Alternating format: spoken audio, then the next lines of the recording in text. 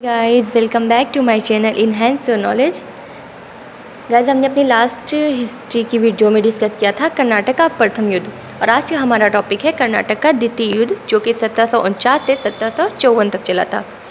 कर्नाटक का प्रथम युद्ध की वीडियो अगर आपने नहीं देखी है तो डिस्क्रिप्शन बॉक्स में मैंने लिंक दे दी है, आप वहाँ पर जा कर के देख सकते हैं लिंक पर क्लिक करके, या फिर आप मेरे चैनल की प्लेलिस्ट को चेक करके वहाँ पे आपको हिस्ट्री से एंड जियोग्राफी से रिलेटेड सारी वीडियोस मिल जाएगी, वहाँ पे अवेलेबल है, आप वहाँ पे देख सकते हैं। सो गाइस चलिए आज का टॉपिक स्टार्ट करते हैं। उससे पहले सब्सक्राइब माय चैनल। सो कर्नाटक का द्वितीय युद्ध जो कि चला था 1749 से 1754 तक।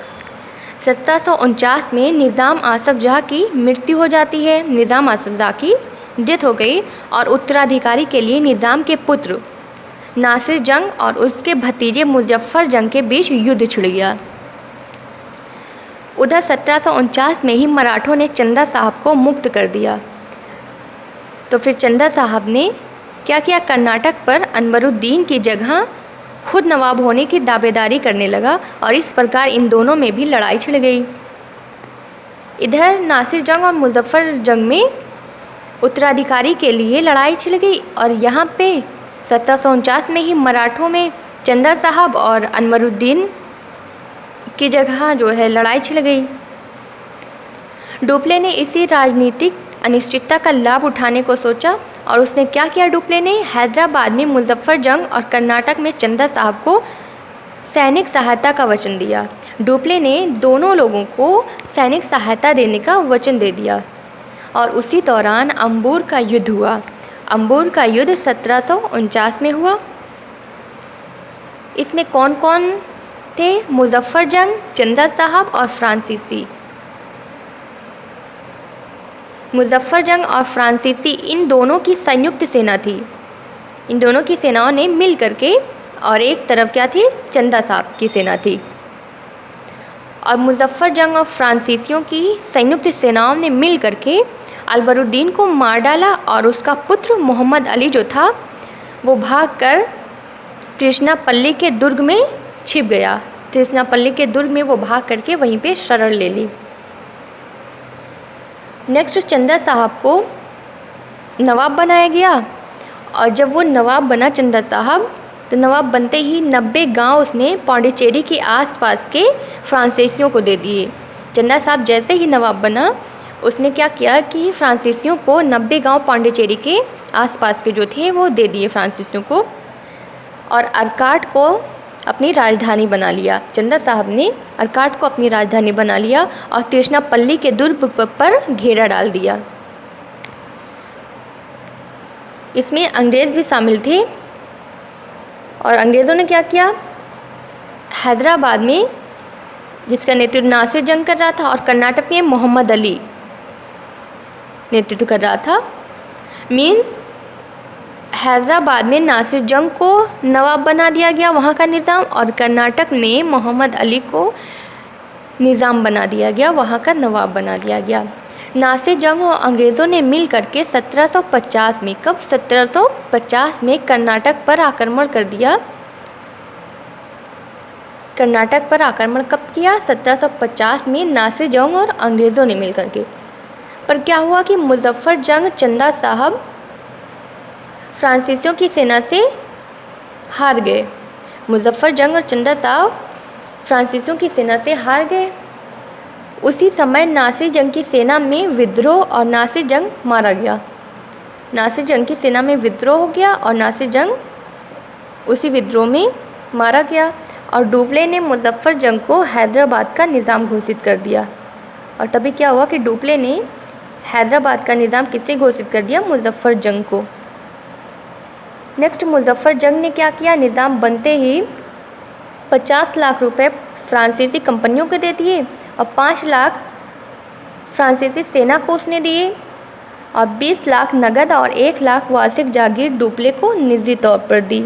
मुजफ्फर जंग जैसे ही नवाब बना, हैदराबाद का नवाब बनते ही उसने 50 लाख रुपए फ्रांसीसी कंपनियों को दिए, 5 लाख फ्रांसीसी सेना को और 20 लाख नगद और 1 लाख वार्षिक जागीर डुप्ले को निजी तौर पर दिया। बुस्सी के नेतृत्व में मुजफ्फर जंग को पांडिचेरी से हैदराबाद लाया जा रहा था और तभी रास्ते में पठानों ने मुजफ्फर जंग की हत्या कर दी। बुस्सी के नेतृत्व में जब मुजफ्फर जंग को पांडिचेरी से हैदराबाद लाया जा रहा था, उसी दौरान क्या होता है कि रास्ते में ही पठानों ने मुजफ्फर जंग की हत्या कर दी। और एक अंग्रेज़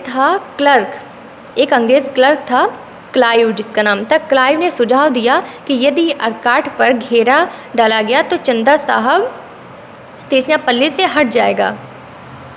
क्लाइव ने क्या सुझाव दिया कि यदि अरकाट पर घेरा डाला जाएगा तो चंदा साहब तिरुचिरापल्ली से हट जाएगा। और तभी 1752 में मराठा सरदार मुरारी राव के सहयोग से अरकाट पर घेरा डाल दिया गया। कब? 1752 में। और मुरारी राव के सहयोग से अरकाट पर घेरा डाला गया और चंदा साहब के पुत्र राजा साहब को पराजित कर दिया गया।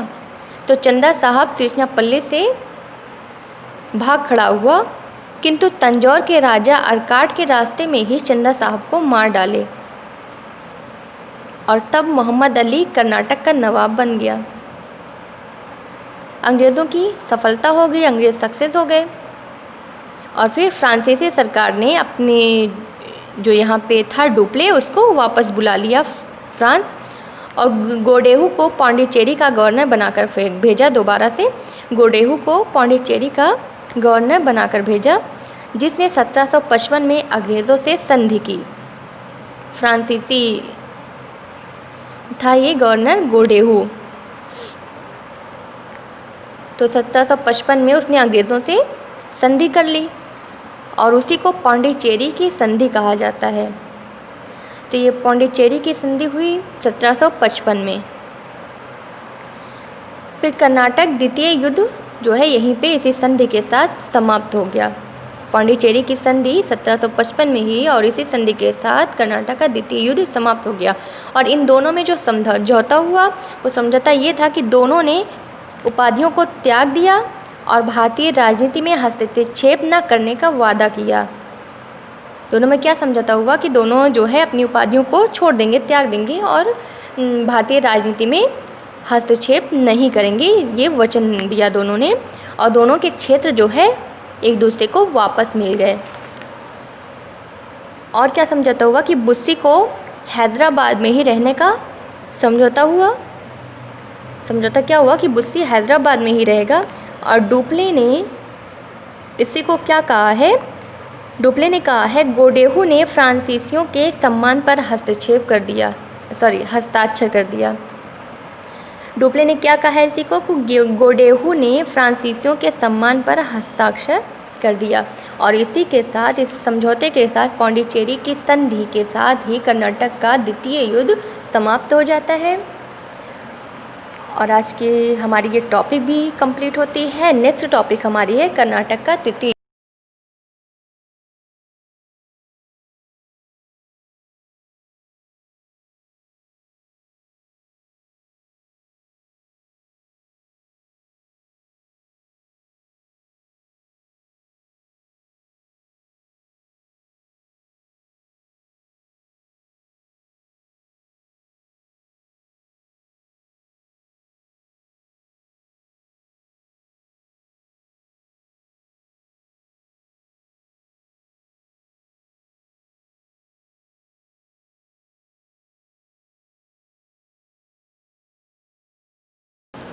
कर्नाटक का तृतीय युद्ध जो कि 1756 से 1763 तक चला था। कर्नाटक का तृतीय युद्ध 1756 से 1763 तक चला था। 1756 में यूरोप में सप्तवर्षीय युद्ध शुरू हुआ और अंग्रेज़ और फ्रांसीसी जो है विरोध में एक दूसरे के आमने सामने आ गए और ये विरोध भारत में भी शुरू हो गया।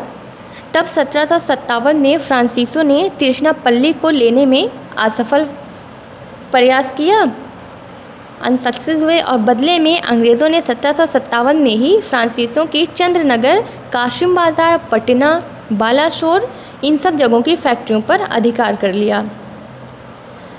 मीन्स जब फ्रांसीसी तिरुचिरापल्ली को लेने में असफल हो गए, तब बदले में अंग्रेज़ों ने क्या किया कि 1757 में फ्रांसीसियों की इन सारी फैक्ट्रियों पर अधिकार कर लिया। चंद्रनगर, कासिम बाज़ार, पटना और बाराशोर की फैक्ट्रियों पर अधिकार कर लिया, कब्जा कर लिया।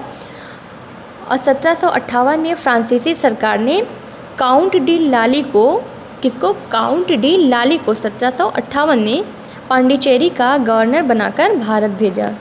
फिर काउंट डी लाली ने आते ही 1758 में फोर्ट सेंट डेविड, क्या नाम था? फोर्ट सेंट डेविड को जीत लिया और मद्रास पर उसने घेरा डाल लिया। तब क्या हुआ? तब फ्रांसीसियों ने और अंग्रेज़ों में युद्ध शुरू हो गया। जैसे ही काउंट डी लाली पांडिचेरी का गवर्नर बनकर भारत आया, उसने आते ही 1758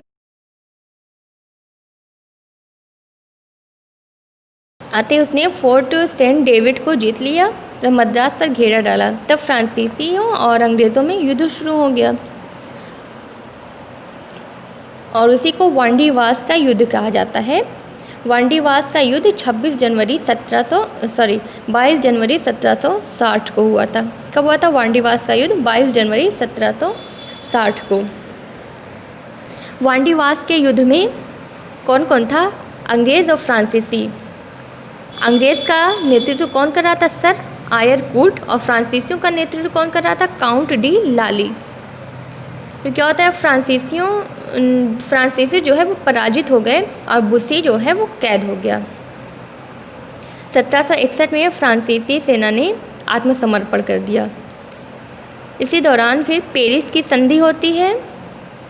पेरिस की संधि वांडीवास के युद्ध के बाद हुई और 1763 में, और इसी संधि के साथ, पेरिस की संधि 1763 के साथ ही कर्नाटक का तृतीय युद्ध समाप्त हो गया। और इन दोनों फ्रांसीसियों और अंग्रेज़ों के बीच जो समझौता हुआ, जो कंप्रोमाइज़ हुआ, ये था कि फ्रांसीसियों ने सारी भारतीय बस्तियों को वापस दे दिया। शर्त ये थी कि फ्रांसीसी ना तो अपनी फैक्ट्री की किलेबंदी कर सकते हैं और ना वहाँ सैनिक रख सकते हैं, और वो केवल व्यापार ही कर सकते थे। मीन्स वो ना फैक्ट्री की किलेबंदी कर सकते थे और ना ही वहाँ पे सैनिक रख सकते थे। सिर्फ और सिर्फ वो व्यापार कर सकते थे, अपना ट्रेड चला सकते थे। और लास्ट में अंग्रेज़ जो है वो विजयी हो गए और 200 वर्षों तक अपना साम्राज्य बनाए रखे भारत में। सो हमारा कर्नाटक का युद्ध टॉपिक कंप्लीट होता है। कर्नाटक का प्रथम युद्ध, कर्नाटक का द्वितीय युद्ध एंड कर्नाटक का तृतीय युद्ध, ये तीनों युद्ध जो है हमारा सीरियल वाइज हमने डिस्कस किया, ये यहीं पे कंप्लीट होता है। सो गाइज़, आई होप कि आपका ये टॉपिक क्लियर हो गया होगा। नेक्स्ट टॉपिक हमारा होगा वो नेक्स्ट वीडियो में डिस्कस करेंगे। सो गाइज़, तब तक के लिए बाय बाय, टेक केयर।